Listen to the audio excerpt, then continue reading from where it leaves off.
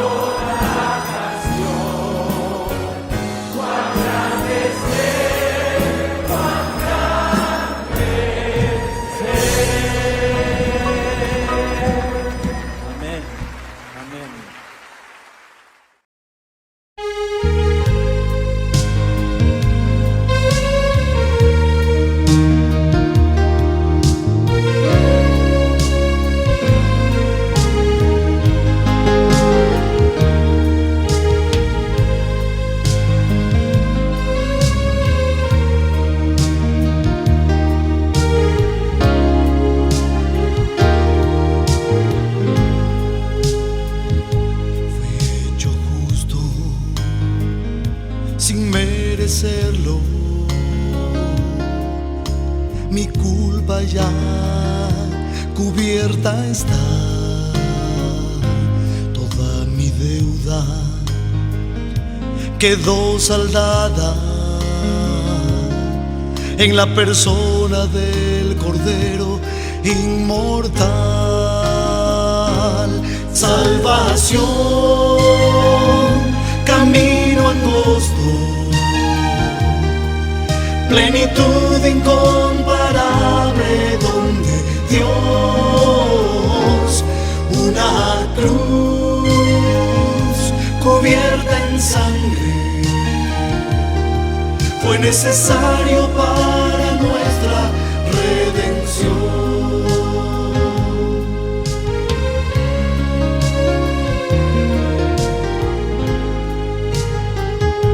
Regenerado y transformado,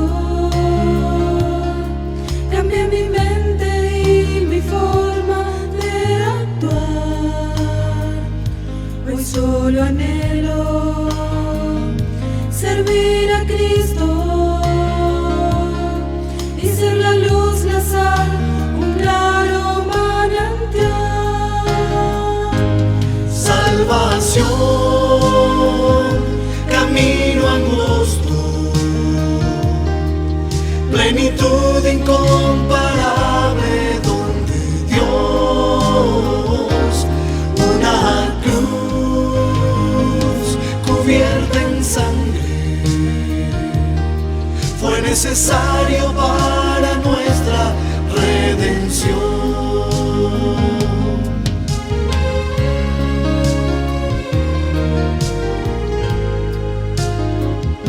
Santificado soy por Jesucristo, me acerco a Él y tengo más consagración. El enemigo ya está vencido, hoy demos todos gloria a Dios porque Él triunfó. Salvación, camino angosto, plenitud incomparable donde Dios, una cruz cubierta en sangre, fue necesario para nuestra redención. Salvación, camino angosto, plenitud incomparable donde Dios, una cruz cubierta en sangre, fue necesario para nuestra redención. Fue necesario para nuestra redención. Fue necesario para nuestra redención.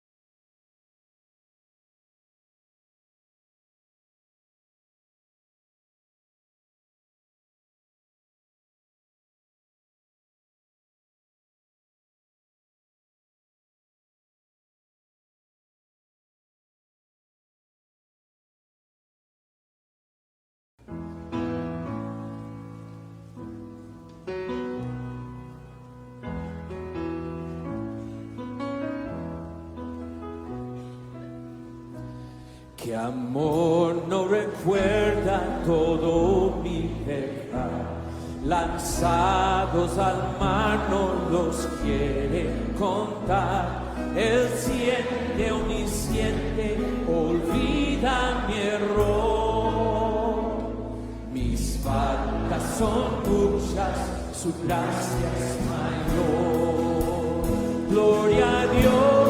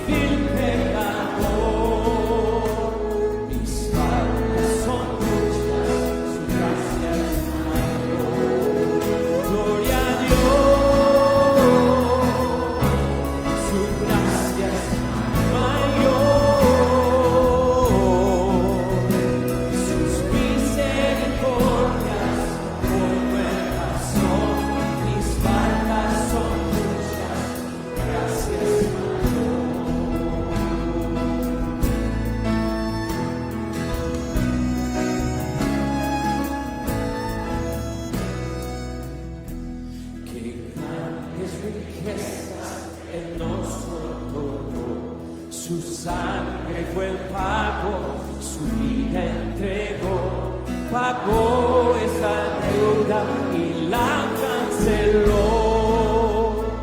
Mis faltas son muchas, su gracia es mayor. Gloria a Dios, su gracia es mayor. Sus misericordias hoy nuevas son, mis faltas son muchas, su gracia es mayor. Gloria a Dios, su gracia es mayor. Sus misericordias hoy nuevas son, tantas son muchas, su gracia es mayor.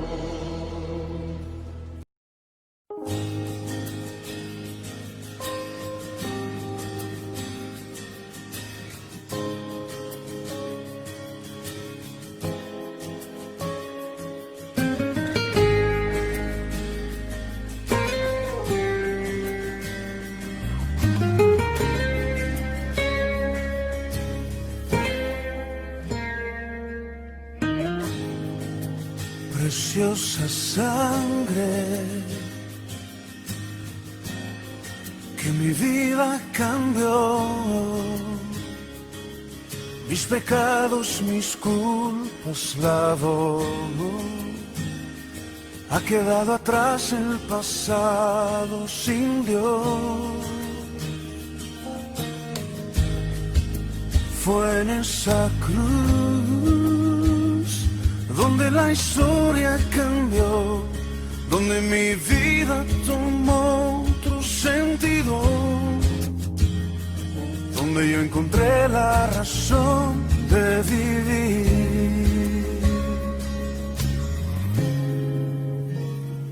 Jesús, Jesús, mi corazón te canta, mi corazón te canta. Jesús, Jesús, mi corazón te canta, mi corazón te canta. Jesús.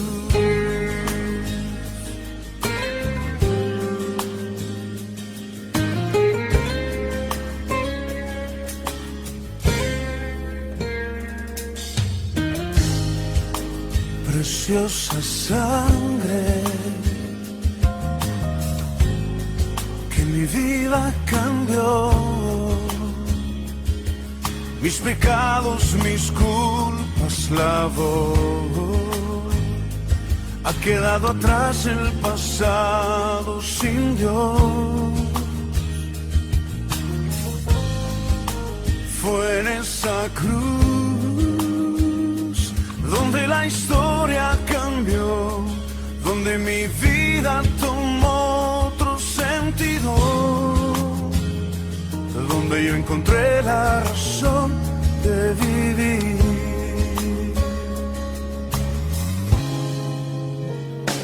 Jesús, Jesús,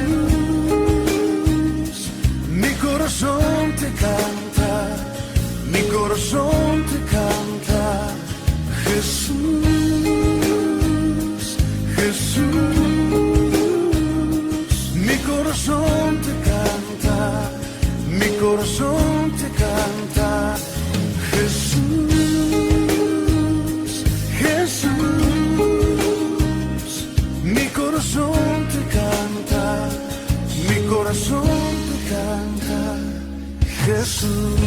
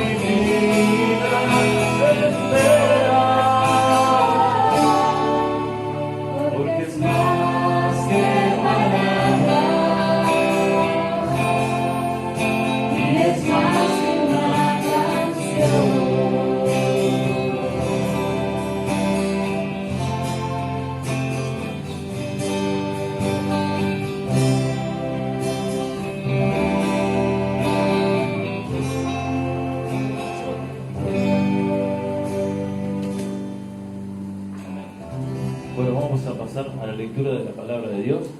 Génesis nos va a guiar en la lectura. Vayan abriendo sus Biblias en Hechos 3. Hechos 3.1. Comienza la lectura de la palabra.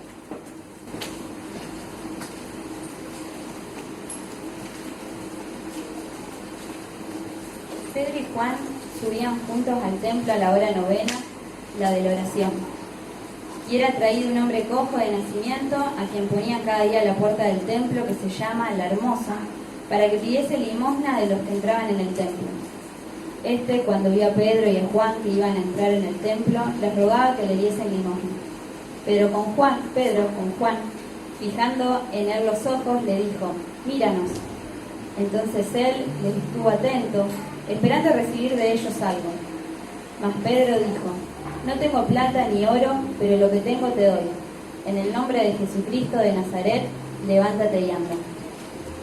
Y tomándole por la mano derecha, le levantó, y al momento se le afirmaron los pies y tobillos, y saltando se puso en pie y anduvo, Y entró con ellos en el templo andando y saltando y alabando a Dios. Y todo el pueblo le vio andar y alabar a Dios, y le reconocía que era el que se sentaba a pedir limosna a la puerta del templo de Hermosa. Y se llenaron de asombro y espanto por lo que le había sucedido. Y teniendo asidos a Pedro y a Juan el cojo que había sido sanado, todo el pueblo atónito concurrió a ellos al pórtico que se llama de Salomón. Viendo esto Pedro respondió al pueblo: varones israelitas, ¿por qué os maravilláis de esto? ¿O por qué ponéis los ojos en nosotros como si por nuestro poder o piedad hubiésemos hecho andar a este? El Dios de Abraham, de Isaac y de Jacob, el Dios de nuestros padres, ha glorificado a su Hijo Jesús, a quien vosotros entregasteis y negasteis delante de Pilato, cuando éste había resuelto ponerla en libertad. Mas vosotros negasteis al santo y al justo y pedisteis que se os diese un homicida. Palabra de Dios. Gracias, Genesis. Muy bien. Leído la palabra de Dios. Qué poder. No tengo oro ni plata, pero lo que tengo te doy. Levántate y anda. Y tenemos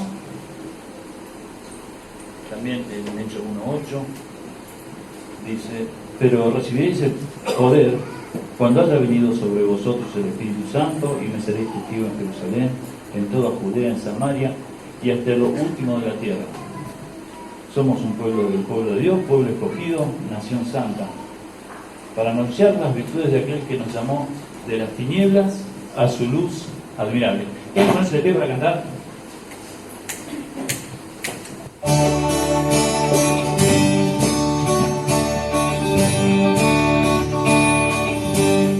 Somos el pueblo de Dios,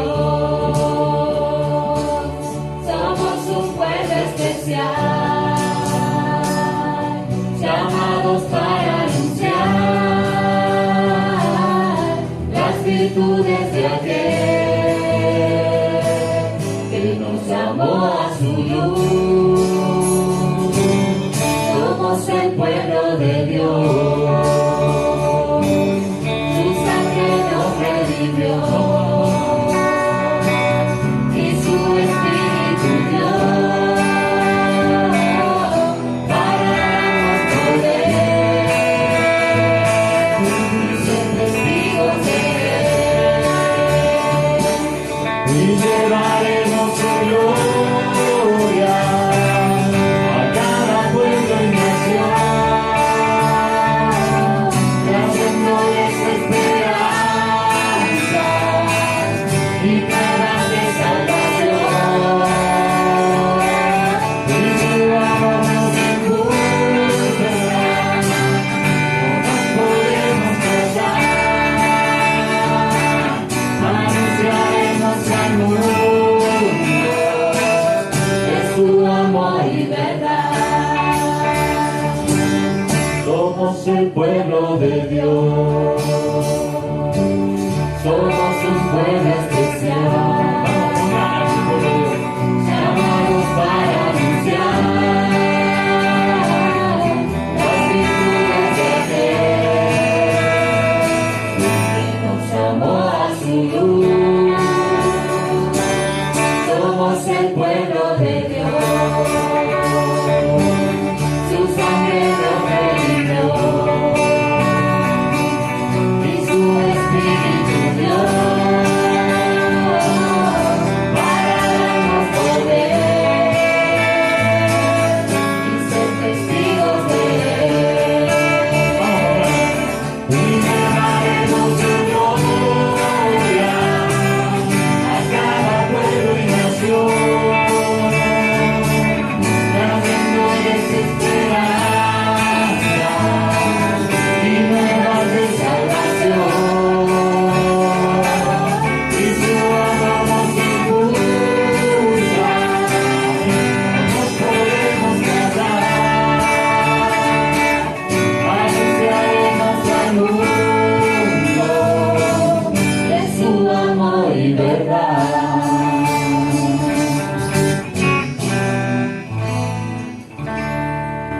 Muy bien. Ahora vamos a cantarle a aquel que nos amó Testigo fiel.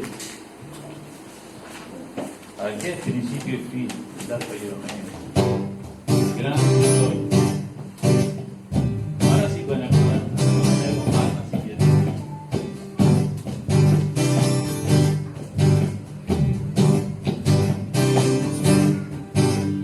Aquel que nos amó, testigo fiel, exaltaré. Aquel principio y fin, al gran yo soy, adoraré.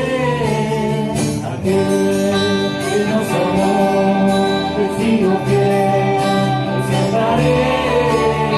Aquel principio y fin, al gran yo soy, adoraré. A Jesús mi Señor, resplandor de la gloria de Dios. A Jesús mi nombre, alabanza y honra daré.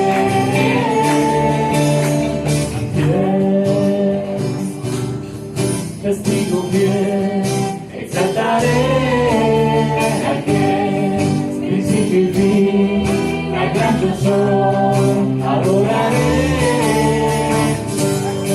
Mi Señor, resplandor de la gloria de Dios. A Jesús mi nombre, alabanza y honra daré. Siempre te amaré. Siempre te adoraré. Siempre te cantaré, siempre te exaltaré. A Jesús mi Señor, resplandor de la gloria de Dios. A Jesús mi grande, alabanza y honra daré. A Jesús mi Señor, resplandor de la gloria de Dios. A Jesús mi grande, alabanza y honra daré.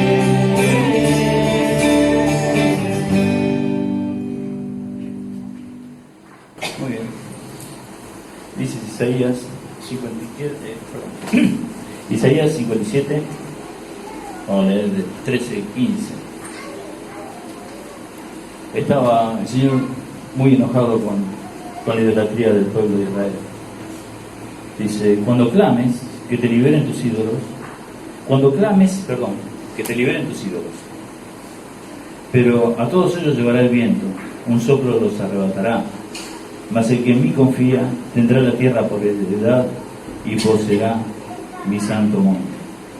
Y el 16 dice, porque no contenderé para siempre, ni para siempre me enojaré, pues decaería ante mí el espíritu y las almas que yo he creado. Y en el 15 dice, porque así dijo el alto y supremo.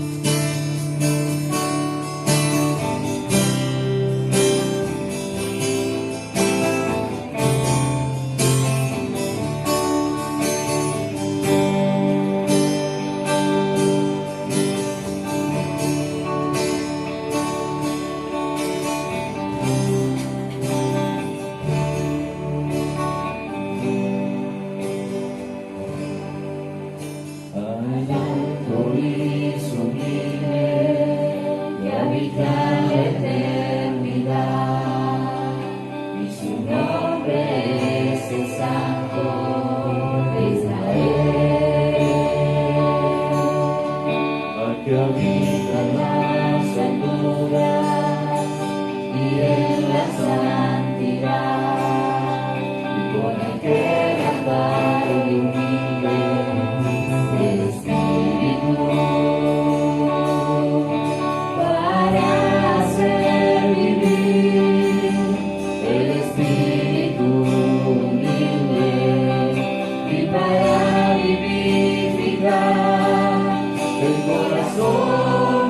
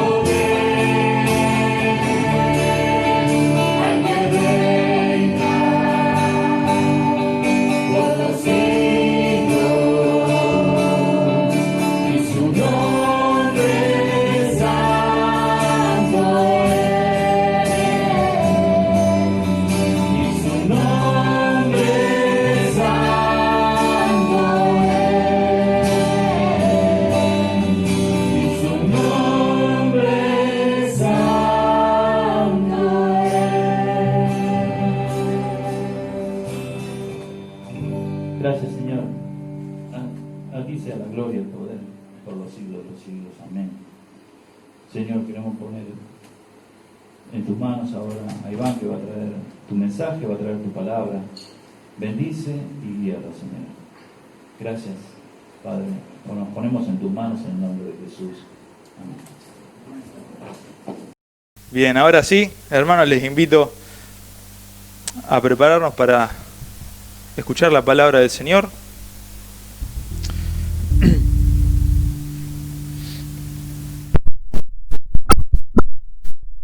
Hemos visto el domingo pasado el 8º mandamiento, no hurtarás, Éxodo 20:15, y hemos visto las implicancias de este mandamiento en cuanto a lo positivo y lo negativo. Positivamente, honrar los bienes ajenos, honrar y valorar las posesiones de la otra persona, no dañándolas, ni sustrayéndolas, ni quedándonoslas, ni teniéndolas en menos. Pero por otro lado, negativamente, prohibiendo el hurto, el robo, la sustracción, el daño a los ajenos sin compensar. Y hemos visto por implicación también que sí, este mandamiento, a pesar de estar en la segunda tabla, lo que corresponde a las relaciones interpersonales, recuerdan que dijimos primero al 4º mandamiento, se resume en amarás al Señor tu Dios con todo tu corazón, con toda tu alma, con toda tu mente. Y la segunda parte de la tabla, el segundo gran mandamiento, que se resume, amarás a tu prójimo como a ti mismo. Y ahí vimos, honra a tu padre y a tu madre, no matarás, no hurtarás, no darás falso testimonio, no codiciarás. Bien, por lo cual, pese a estar en la segunda tabla y referido principalmente a nuestras relaciones interpersonales, nosotros los creyentes no podemos ir a la letra de la ley y quedarnos solamente con eso. Nosotros sabemos que hay una propiedad privada que no le pertenece solamente al prójimo. Y nosotros somos poseedores de esa propiedad privada, porque dice la palabra de Dios que fuimos comprados por precio, por lo cual le pertenecemos a nuestro Dios.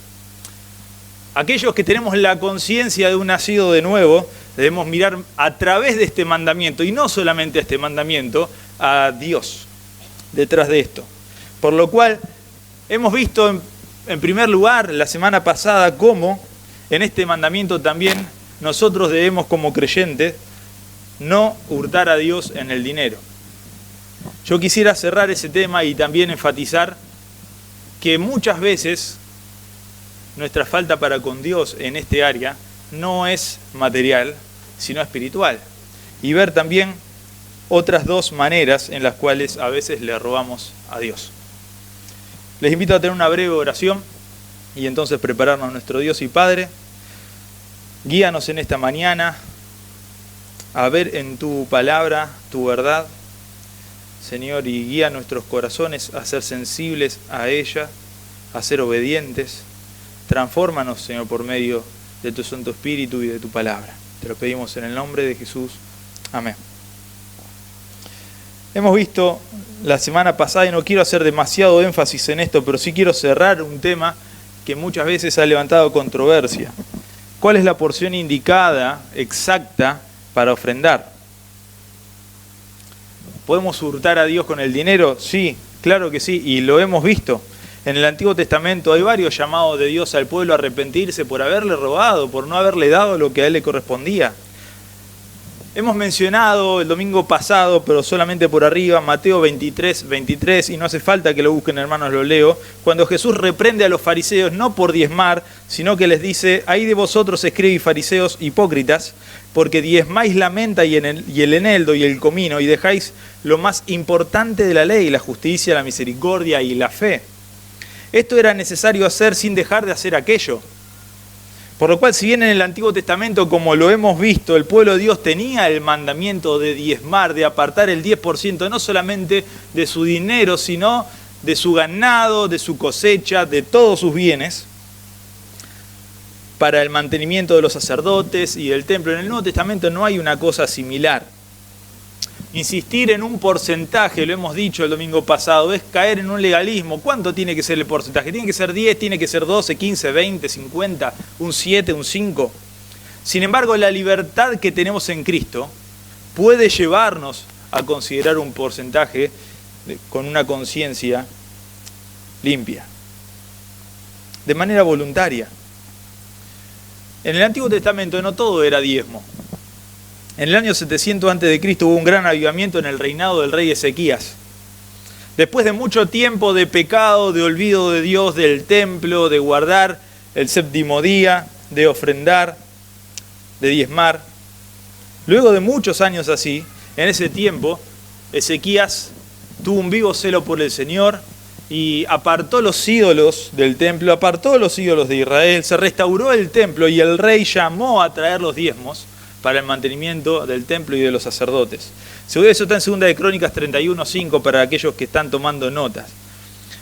2 de Crónicas 31:5 dice: cuando ese edicto fue divulgado, los hijos de Israel dieron muchas primicias de grano, vino, aceite, miel y de todos los frutos de la tierra, y trajeron asimismo en abundancia los diezmos de todas las cosas.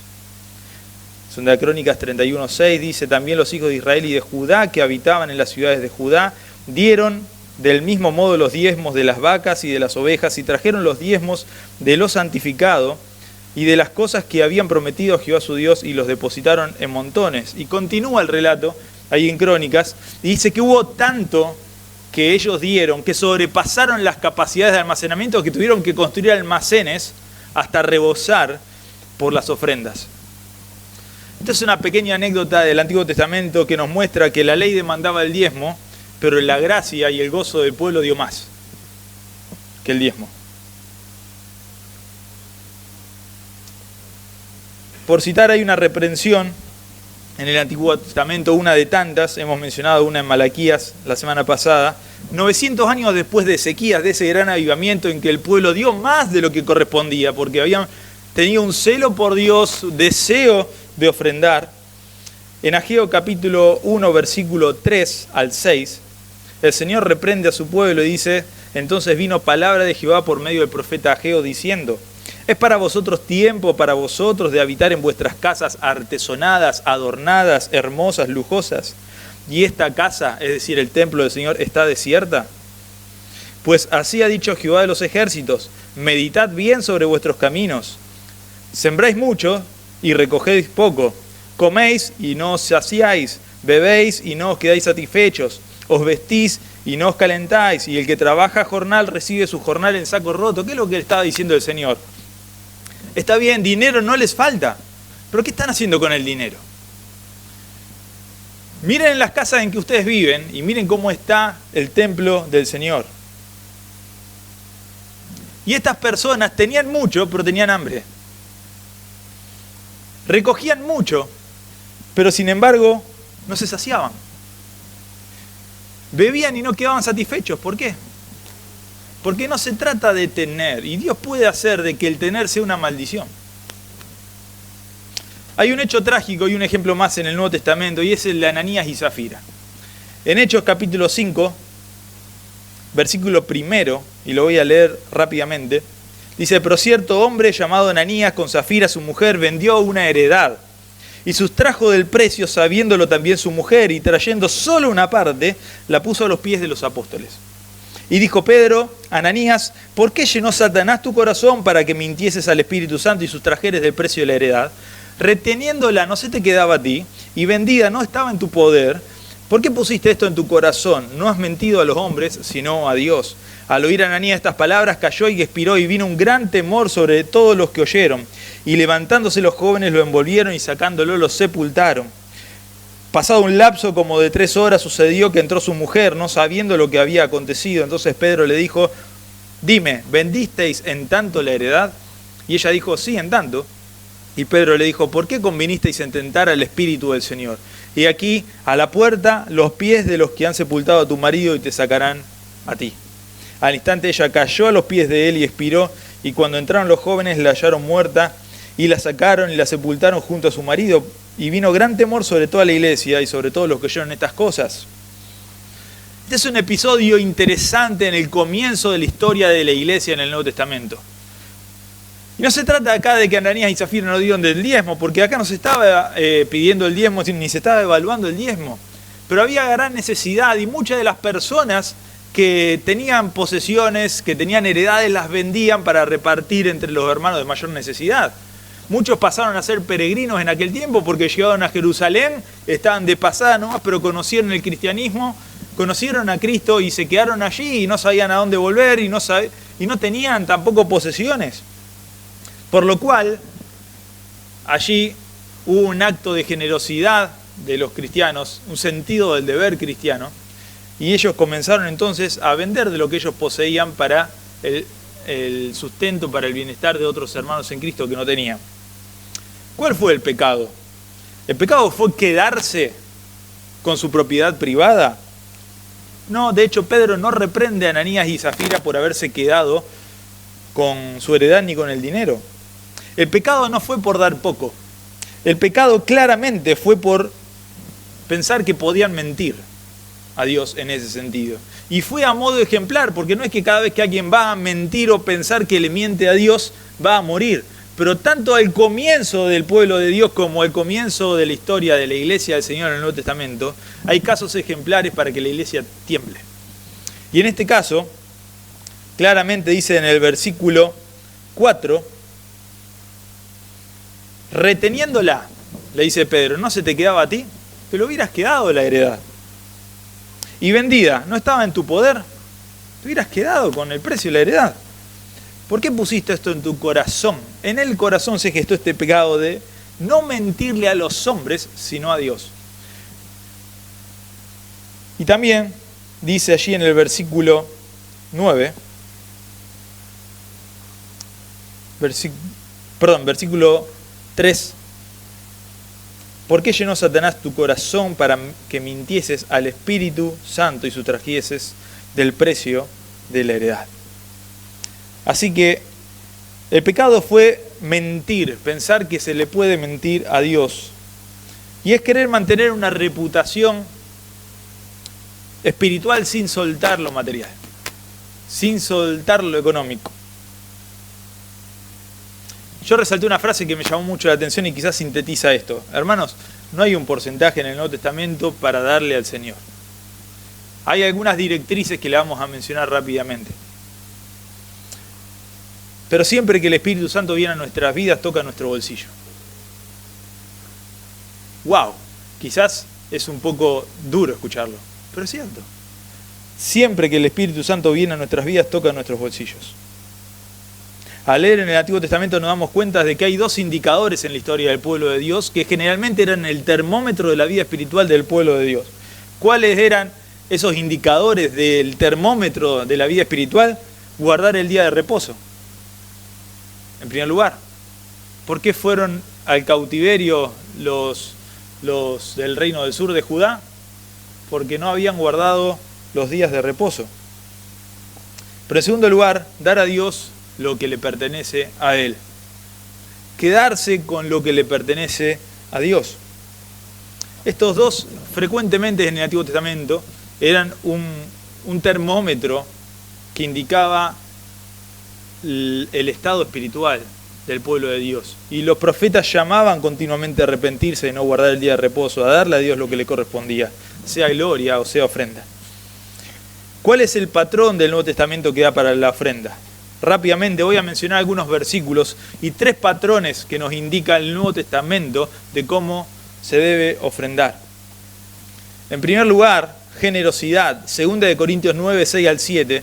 Pero esto digo, el que siembra escasamente también segará escasamente. Y el que siembra generosamente, generosamente segará.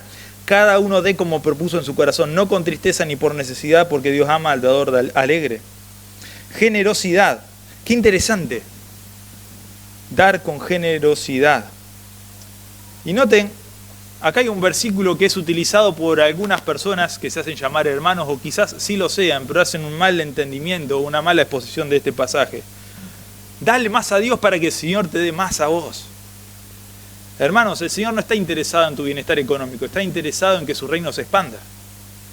Por lo cual lo que el Señor nos da a nosotros es para tener más abundancia para dar. Y lo vamos a ver porque esto que estoy diciendo no es un pensamiento mío, está en los versículos que siguen.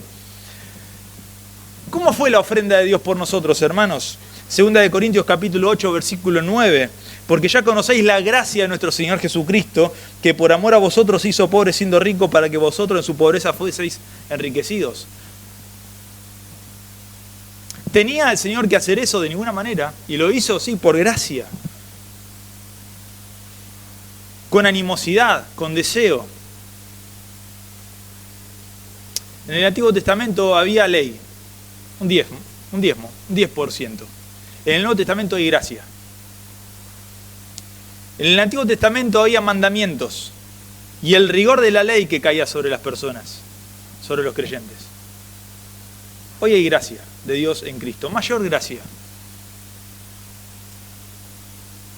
Cuando se habla de gracia se habla de que todo sobreabunda y eso está en el pasaje que tenemos aquí.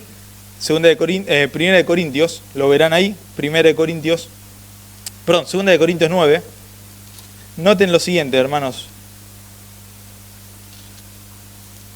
Yo me lo he marcado en la Biblia, 2 de Corintios 9. Versículo 6 y 7 lo leímos recién. Y dice el 8, y poderoso es Dios para hacer que abunde en vosotros toda gracia, a fin de que teniendo siempre en todas las cosas todo lo suficiente, abundéis para toda buena obra. Como está escrito, repartió y dio a los pobres, su justicia permanece para siempre. Y el que da semilla al que siembra, que es Dios, y pan al que come, proveerá y multiplicará vuestra sementera y aumentará los frutos de vuestra justicia, para que estéis enriquecidos en todo, para toda liberalidad. Eso significa para dar con liberalidad. ¿Cuál es el propósito de Dios enriquecernos si Él desea enriquecernos? Para tener más para dar, más para compartir. Para que estéis enriquecidos en todo para liberalidad, la cual produce por medio de nosotros acción de gracias a Dios. La primera directriz para ofrendar, no hay un porcentaje, pero sí una actitud, generosidad. En segundo lugar, alegría. Y está allí también, en el mismo pasaje. Versículo 7 del capítulo 9. Cada uno dé como propuso en su corazón, no con tristeza ni por necesidad u obligación, sino porque Dios ama al dador alegre. ¿Sabe qué, hermanos? Dios prefiere que no demos si no queremos dar. Para dar por la fuerza, no lo demos. Notar que Dios se asegura de que al dar más, nosotros recibamos más si lo hacemos con buen corazón. Pero no para nosotros tener más, como decía recién, sino para que su obra avance. Ayer hubo una reunión importante ayer y anteayer del GEA virtual que decía la misión no se detiene. ¿Y saben por qué la misión no se detiene? Porque Dios es el que va al frente en la misión. Y Dios es el que llama y Dios es el que envía. Pero ¿saben qué? Hay personas que hacen esto posible. Y Dios a través de estas personas. ¿Cómo? Por medio de las ofrendas. Por lo cual, estas personas entendieron que como Dios les dio, y como hay personas que están al frente de la obra que no poseen, que no tienen, que pasan necesidad, y ellos están haciendo la obra del Señor, yo tengo que participar. Dios me bendijo a mí, yo tengo que bendecirlo a ellos que están trabajando para el Señor, y ellos necesitan. Pero en tercer lugar, no solamente generosidad y alegría, sino también con regularidad. 1 Corintios 16, versículo 2, dice: cada primer día de la semana, cada uno de vosotros ponga aparte algo, según haya prosperado, guardándolo. Y Pablo decía, para que cuando yo llegue no se recojan entonces ofrendas. Había una regularidad en el ejemplo de los creyentes de los primeros tiempos para ofrendar. Con generosidad, con alegría y con regularidad. Pero quizás más importante esto. Ustedes saben de que en varias conversaciones que he tenido con pastores de Estados Unidos, me comentan cómo el estereotipo del creyente común, normal, allá, son personas que llenan las bancas de la iglesia y tienen grandes bolsillos para ofrendar por los misioneros que salen a los países del tercer mundo a predicar el Evangelio. Por lo cual es natural ver aquí en Argentina, en África y en otros lugares cómo norteamericanos están haciendo la obra o la misión, sustentados por Estados Unidos, por las iglesias, por las bancas de las iglesias de Estados Unidos.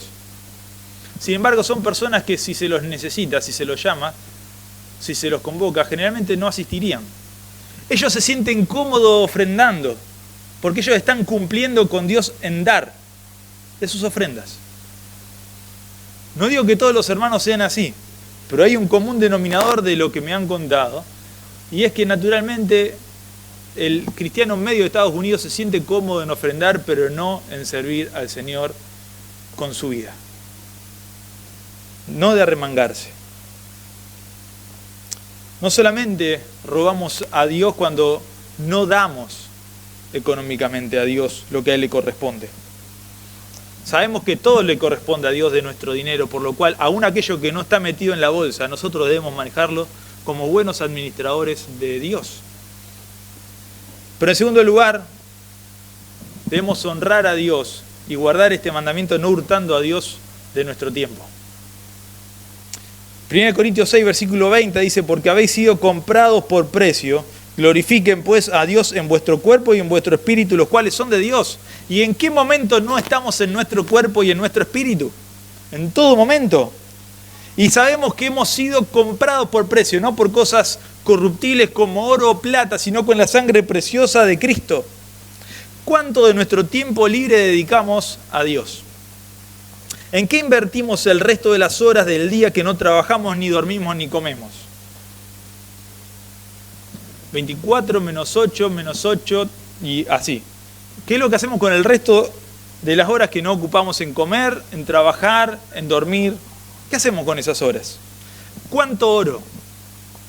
¿Cuánto leo la Biblia? Miren, hermanos, estas preguntas son particulares. ¿Cuánto dedico a mi crecimiento personal? ¿Cuánto medito yo en la palabra de Dios y en las cosas de Dios? ¿Cuánto tiempo paso a solas con Dios? ¿Cuánto comparto de Dios con otro? ¿Cuánto tiempo invierto en enterarme de lo que Dios está haciendo en la iglesia o en el mundo? Son preguntas de introspección y de reflexión personal, pero habrán notado algo, que estas preguntas, estamos hablando de cómo utilizamos el tiempo para nosotros. Dios nos pide que usemos el tiempo de Él para nosotros, porque soy yo el que me edifico cuando oro, soy yo el que me edifico cuando leo la Biblia, soy yo el que me edifico cuando me ocupo de mi crecimiento espiritual personal, soy yo el que me edifico cuando medito en las cosas de Dios, cuando paso tiempo a solas con Dios, cuando comparto de Dios con otro, cuando me involucro en la obra de Dios y en las misiones.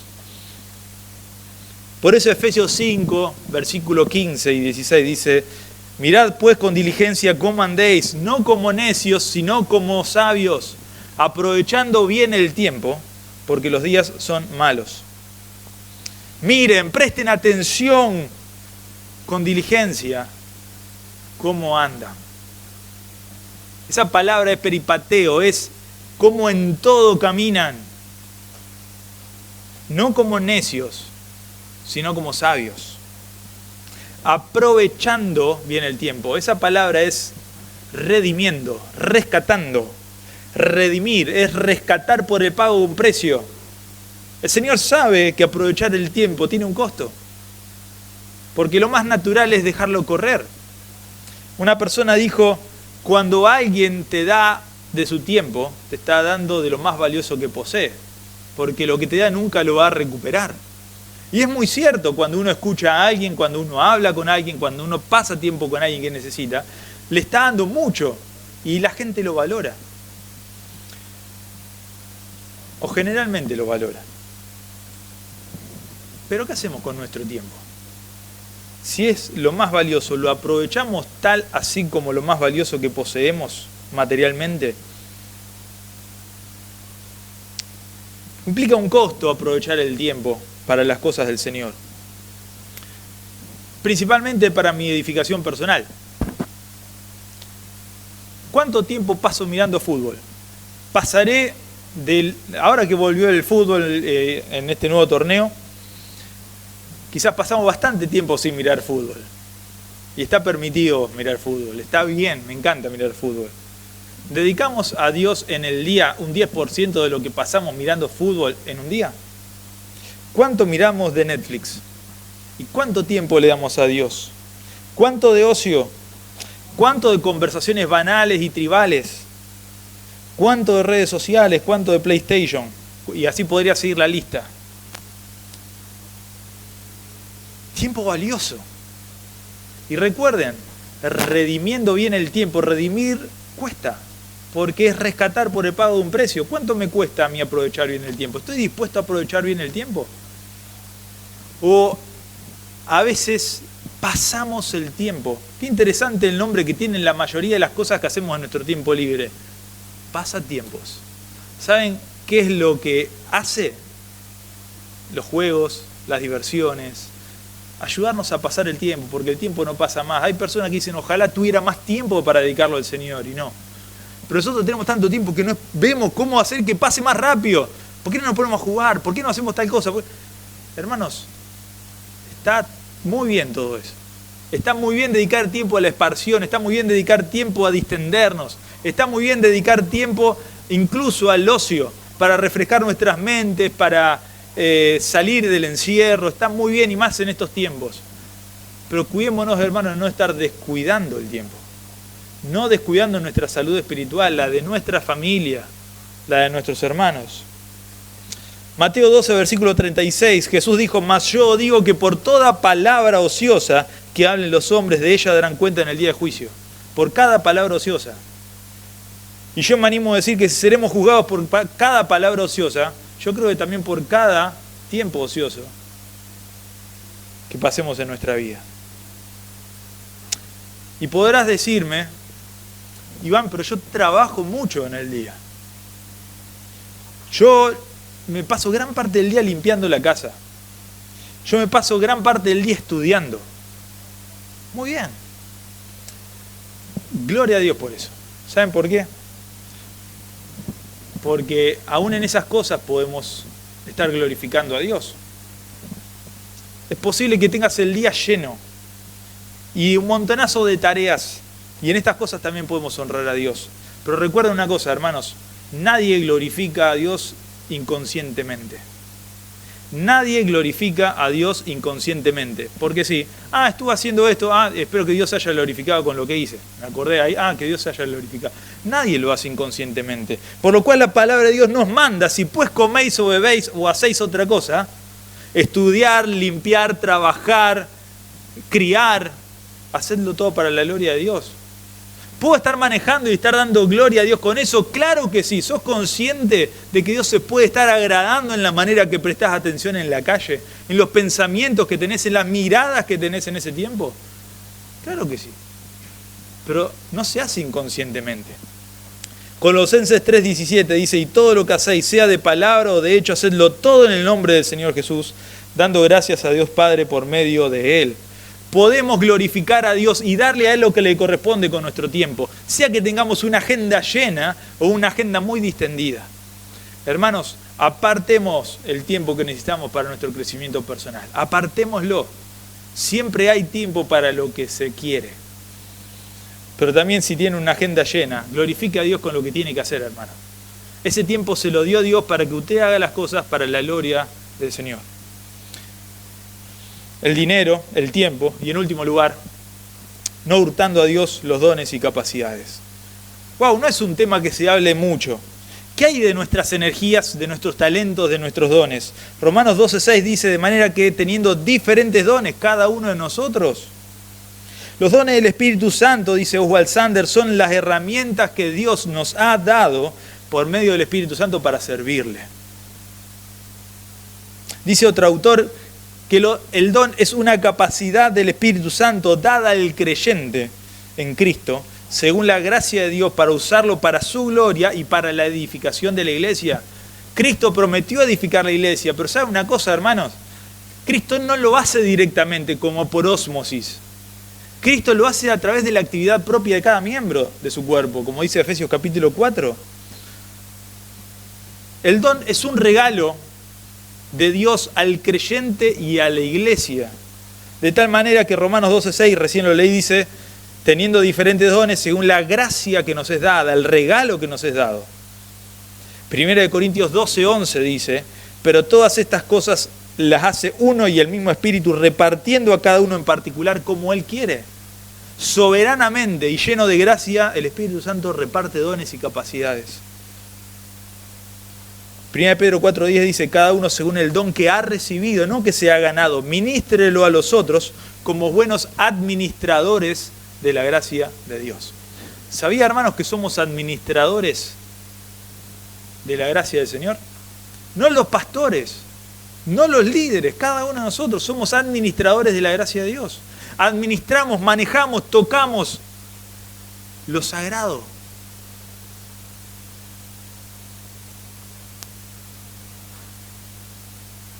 Los dones son un regalo para el creyente y para la iglesia.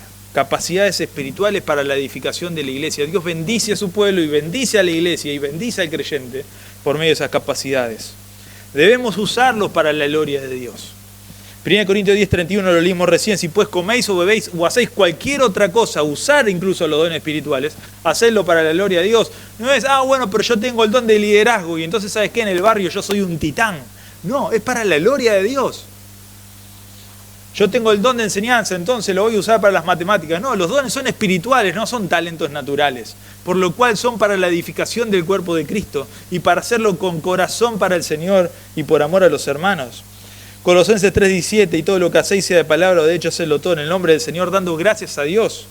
Y 1 Pedro 4:11, si alguno habla, hable conforme a las palabras de Dios. Está hablando de los dones. Si alguno ministra, ministre conforme al poder que Dios da, para que en todo sea Dios glorificado por Jesucristo, a quien pertenecen la gloria y el imperio por los siglos de los siglos. Y como dijimos, el propósito es edificar la iglesia, ministrar a los santos. Efesios 4:11 dice, y él mismo constituyó a unos apóstoles, a otros profetas, a otros evangelistas, a otros pastores y maestros, a fin de perfeccionar a los santos para la obra del ministerio, para la edificación del cuerpo de Cristo. Romanos 15:2 dice, y cada uno de nosotros también agrade a su prójimo en lo que es bueno para edificación. Sé qué don tengo. Sé cuál es la capacidad sobrenatural que Dios me dio para edificar el cuerpo de Cristo. Sé que puedo ser una herramienta útil en manos del Señor, capacitado por Dios para hacer lo que ni Maradona podía hacer en este mundo.